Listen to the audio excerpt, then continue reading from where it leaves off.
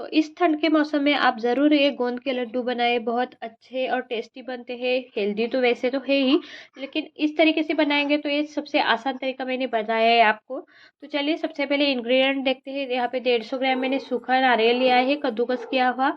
उसी के साथ सूखी खजूर जो रहती है, जिसको हम खारीक बोलते हैं, मराठी में तो खारीक बोलते हैं। तो इसको भी मैंने घर में ही पाउडर बना के लाया है, तो 70 से 80 ग्राम है, क्योंकि इसमें थोड़ा-सा मैंने कोकोनट भी डाला था। अभी जो घर में था उसी में मैंने बनाया है। आप चाहो तो 100 ग्राम पाउडर बाजार से ला सकते हो।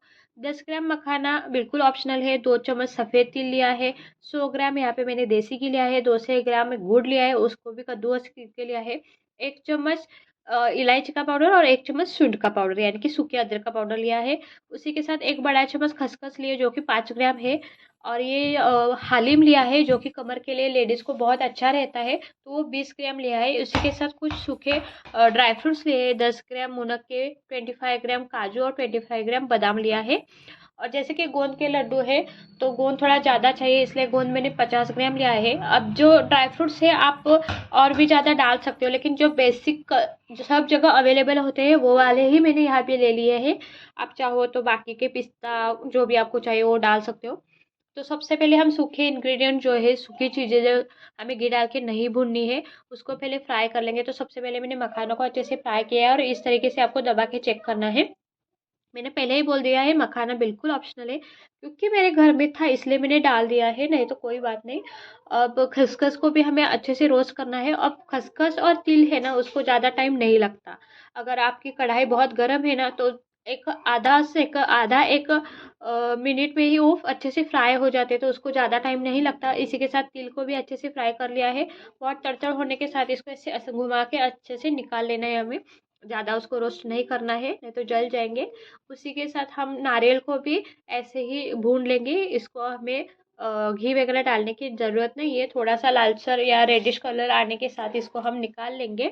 अब जो खारीक की पाउडर या खजूर की पाउडर है, वो पहले ही मैंने घी में ही सूखे खजूर को रोस्ट किया था, इसलिए उसको हमें फिर से गर्म करने की ज़रूरत नहीं है। मतलब 100 ग्राम को प्लस 1 चम्मच मैंने यहाँ पे घी यूज़ किया है, जो कि हमने 1 चम्मच घी खारीक को गर्म करने के लिए लिया था, तो वो मैंने पाउडर घर में ही बनाई थी।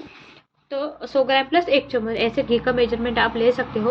अब हम सारे सूखे इंग्रेडिएंट्स गरम करके हो चुके हैं। अब हमने 1 चम्मच घी गरम कर लिया है, उसमें डाला है बादाम। तो बादाम को जैसे हम मूंगफली को रोस्ट करते हैं, फ्राई करते हैं, उसी के वैसा ही फ्राई करना है, जैसे कि वो क्रैक्स निकलते हैं, तो हमें उसके बाद निकाल लेना है।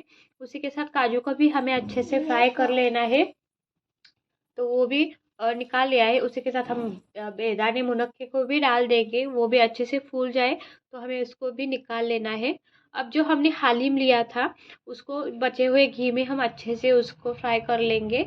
उसको सारा हमने अच्छे से डाल दिया, और 1 से 2 मिनट के लिए अच्छे से उसको पका लेना है, ताकि वो अच्छे से घी में फूल जाए, अच्छे से पक जाए।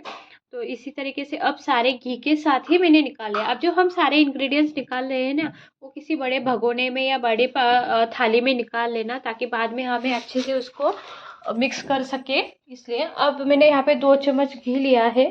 तो 2 चम्मच घी को हम क्या करेंगे, जो हमारी गोंद है ना, उसको फूलने के लिए बहुत टाइम लगता है, और जो गोंद है हमें थोड़ा थोड़ा करके ही डालना है। जैसे कि मैंने यहाँ पे आपको दिखाया है, इतना ही डाला है। मतलब मुझे पूरा गोंद फ्राई करने के लिए 4 बैचेस लग गई थी। 4 बैचेस में इन्हें अच्छे से मैंने फ्राई कर लिया है, क्योंकि आप एकदम से डालोगे तो अच्छे से फूलेगा नहीं, उसको जगह नहीं मिलेगी।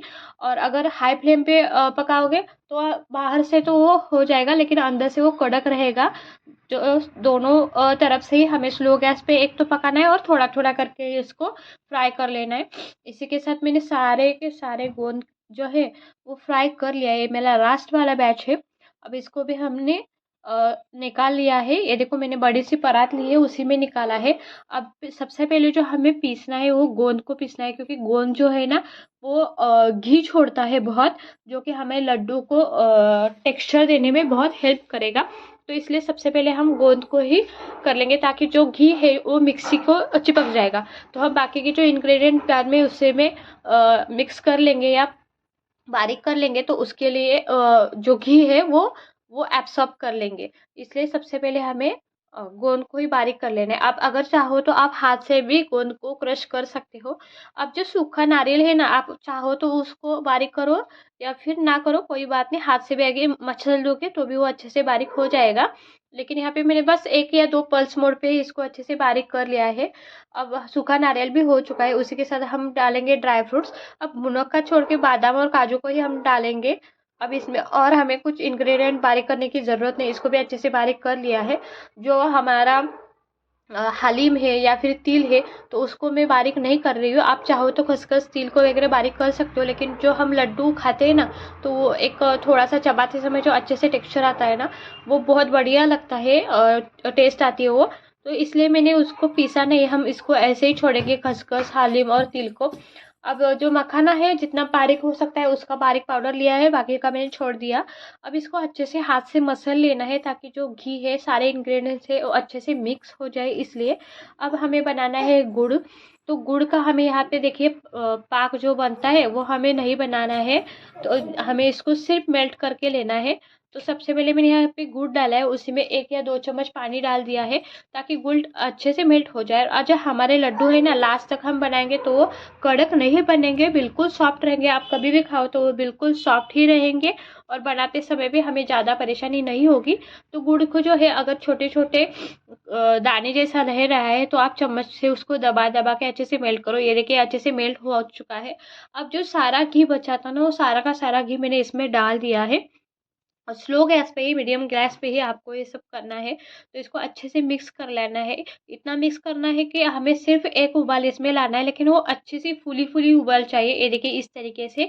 बस इसी के टाइम पे हमें गैस की फ्लेम बंद करनी है, क्योंकि हमें इसकी चाशनी नहीं बनानी है। इसलिए हमने यहाँ पे गैस बंद कर दिया है, और फिर से अच्छे से इसको मिक्स कर लिया, ताकि वो थोड़ा सा ठंडा भी हो जाए और अच्छे से मिक्स भी हो जाए घी और गुड़। अब इस सारा हम जो घी गुड़ का मिश्रण है, वो हमारे मिक्स किए हुए लड्डू के मिश्रण में डालेंगे सारे के सारा। और उसी के साथ जो हमारी पाउडर है वो भी डालेंगे। यहाँ पे मैंने नटमेग या जायफल की पाउडर नहीं डाली है, आप चाहो तो वो भी ऐड कर सकते हो। तो सबसे पहले मैंने थोड़ा सा चम्मच से हिला दिया, ताकि हल्का सा ठंडा हो जाए, और उसके बाद हाथ से अच्छे से मिक्स कर लिया। ये अभी थोड़ा गर्म है, बहुत एकदम से ठंडा नहीं है। अभी लड्डू बना के एकदम परफेक्ट हो चुका है, ये देखिए। अब इसको हम अच्छे से लड्डू बना लेंगे। तो आपको लग रहा होगा कि घी थोड़ा ज़्यादा हो गया है, लेकिन नहीं, घी बिल्कुल परफेक्ट है। ये देखिए जो गर्म है, इसलिए घी आपको हाथ में ज़्यादा लग रहा है, लेकिन बाद में जब आप आखिरी लड्डू बनाएंगे ना, तो भी आपका लड्डू अच्छे से बन जाएगा। बिल्कुल ये मिश्रण सूखा नहीं पड़ेगा, हल्का सा हो जाता है, लेकिन आप फिर हाथ से दबाओगे तो वो परफेक्ट लड्डू बन जाता है। और देखिए जो हमारे हालिम है या खसखस है, वो अच्छे से उसमें दिखती है। तो और खाने में भी वो बढ़िया लगती है, इसलिए मैंने उसको क्रश नहीं किया है, पीसा नहीं है। इसी के साथ हमारे सारे लड्डू हो चुके हैं, और ये देखिए लड्डू ठंडा होने के बाद कितना अच्छा टेक्सचर भी आ चुका है, और बिल्कुल गोल गोल, और टेस्ट में तो एकदम बढ़िया है। वीडियो को लाइक सब्सक्राइब करना ना भूले। Thank you.